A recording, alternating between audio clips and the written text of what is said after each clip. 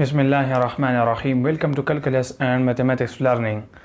आज के इस लेक्चर में हम एक्सरसाइज नंबर 2.4 का जो नेक्स्ट क्वेश्चन है, question number 4 related with homogeneous linear equation, इसको हम क्या करेंगे, सीखेंगे। पिछले क्वेश्चन नंबर 1, 2, 3 में हमने different type of non homogeneous linear system of equations को सॉल्व किया था, और आज के लेक्चर में हम homogeneous linear system of equation को क्या करेंगे, सीखेंगे और सॉल्व करेंगे।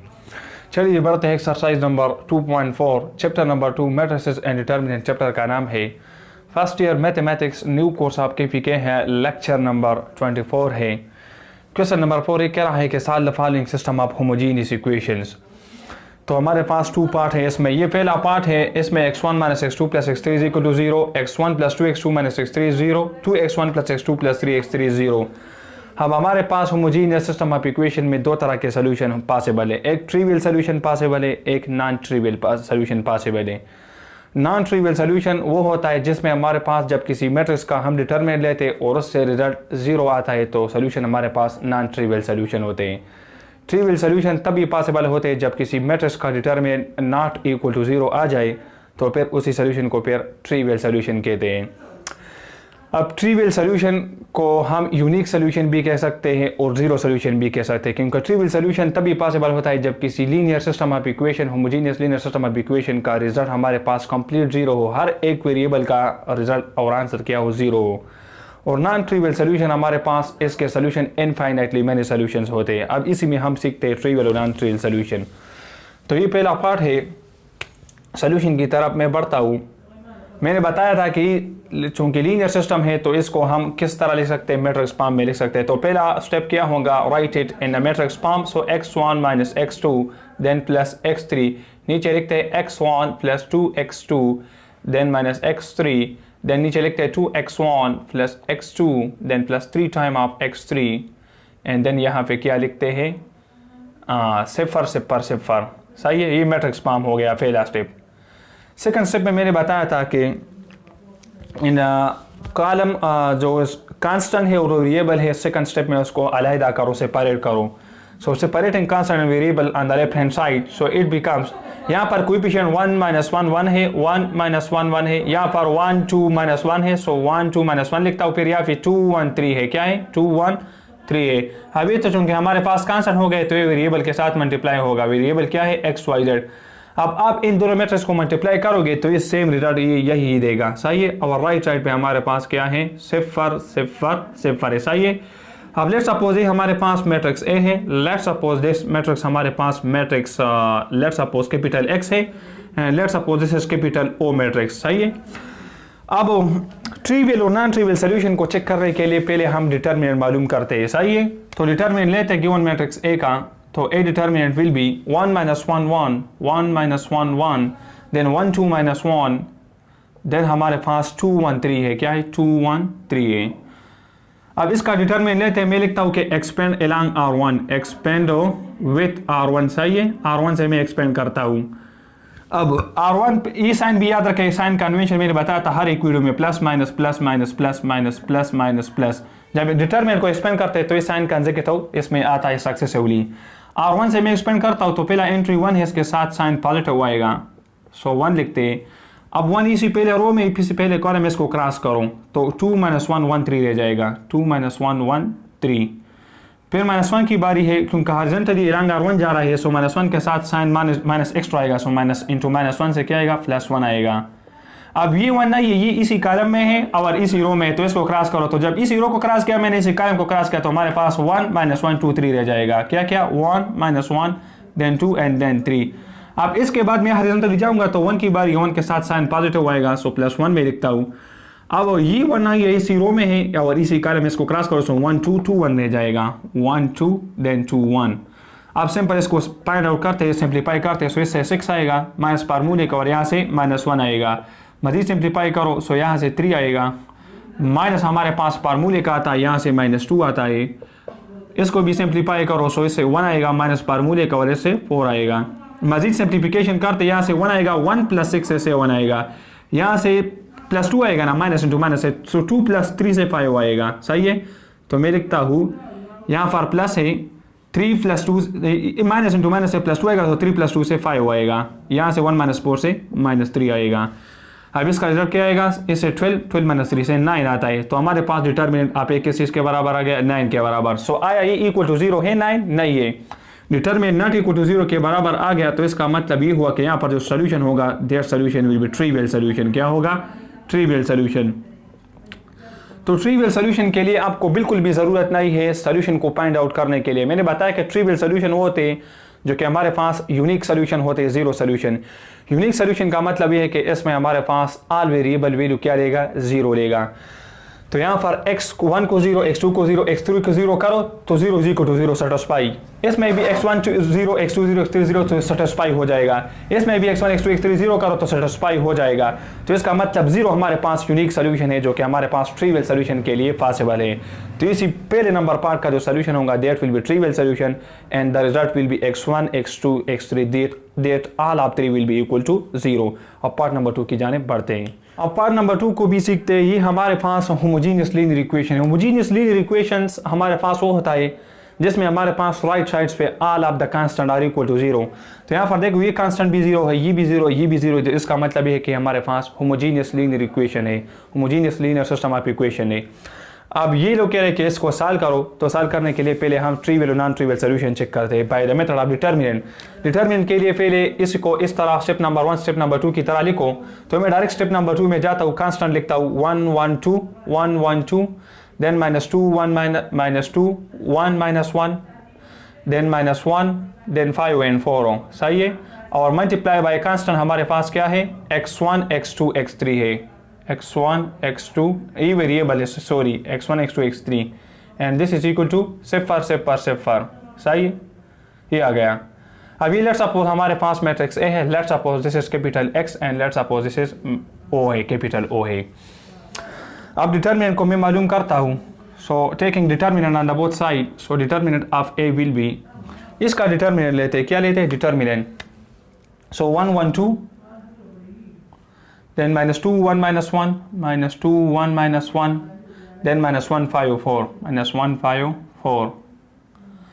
तो एक्सपेंड करते हैं along R1 या along R2 along R3। सो जिस रो से भी आपका दिल चाहे आप एक्सपेंड कर सकते हैं। तो मैं एक्सपेंड विथ R1 लिखता हूँ। अब फिलहाल एंट्री 1 है, इसके साथ साइन पॉजिटिव आएगा। सो 1, अब ये 1 जिस रो जिस कॉलम में इसको क्रॉस करो, तो ये पहले रो में है, पहले कॉलम में इसको क्रॉस करो। सो 1 -1 5 4 रह जाएगा, 1 -1 5 4। अब इसकी बारी इसके साथ साइन -1 माइनस आएगा, सो -1। अब ये 1 इसी सेकंड रो में कॉलम में पहले रो में इसको क्रॉस करो, सो -2 -1 रह जाएगा और साथ में -1 4 रह जाएगा सही है। देन 2 की बारी 2 के साथ पॉजिटिव साइन आएगा क्योंकि R1 से कर रहे हैं तो हॉरिजॉन्टली जाएंगे +2। अब ये 2 हमारे पास पहले रो में पहले कॉलम में क्रॉस करो, -2 1 रह जाएगा, -2 1 देन -1 5 रह जाएगा सही है। अब इसको सिंप्लीफाई करते मज़ीद, सो यहाँ से 4 आएगा माइनस फार्मूले का और यहाँ से -5 आएगा, क्या आएगा, यहाँ से 4 आ गया माइनस फार्मूले का, यहाँ से -5 देन -1 अपनी जगह, फिर यहाँ से -8 माइनस फार्मूले का और यहाँ से हमारे पास +1 आता है। 2 अपनी जगह पे यहाँ से -10 आता है माइनस फार्मूले का और यहाँ से -1 आता है। सिंप्लीफिकेशन मजीद करते हैं, यहाँ से +9 आएगा क्योंकि +5 आएगा, माइनस इंटू माइनस से 5 + 4 से 9, यहाँ से -9 आएगा, सो -9 इंटू -1 से +9 आएगा। अब यहाँ पर ये क्या है, हमारे पास -10 है, क्या है -10। अब इससे +1 आएगा, क्या आएगा +1, सो -10 +1 से -9 आएगा, -9 इंटू 2 से -18 आएगा। सो इसको मजीद सिंप्लीफाई करो, यहाँ से 18 आ जाएगा और यहाँ से -18 अपनी जगह पे। तो इससे डिटर्मिनेंट आप एक के बराबर आ जाएगा 0 के।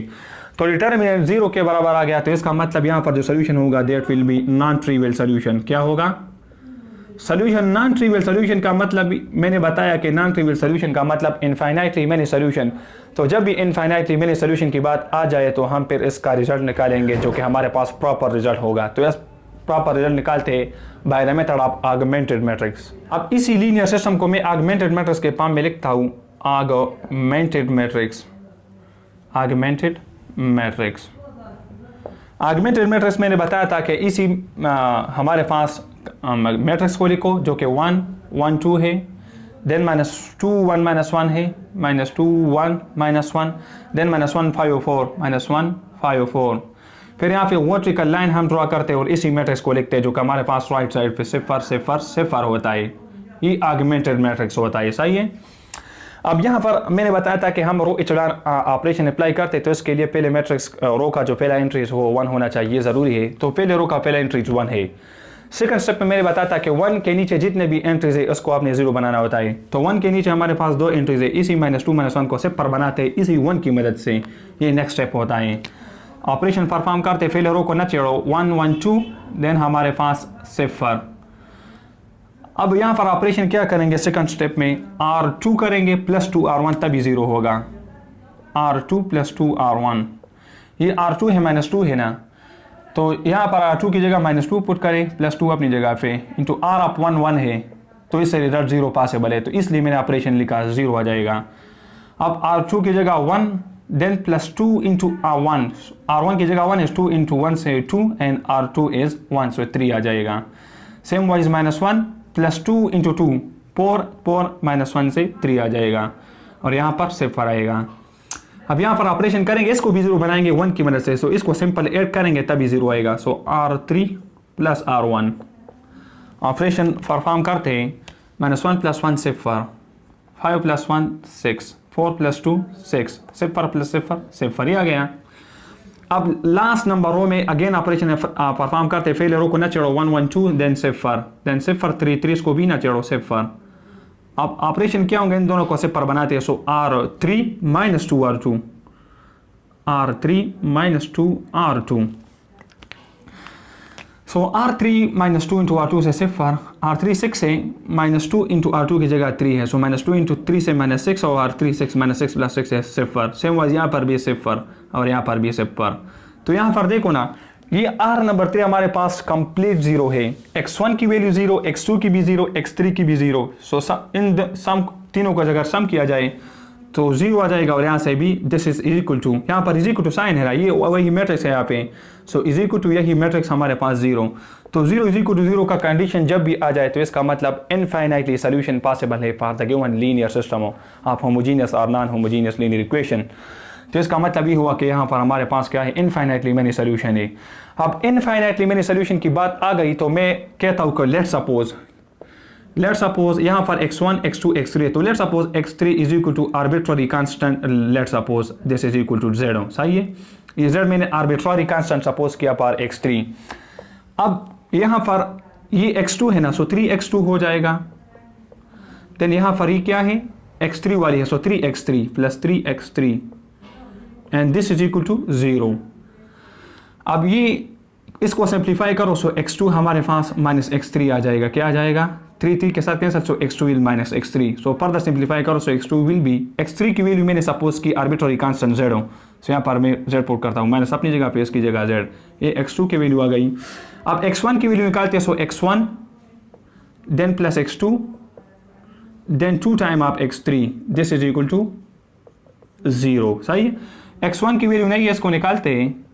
x2 की वैल्यू हमारे पास -z है, x3 की वैल्यू z है, क्या है, z, so 2 time of z is equal to 0।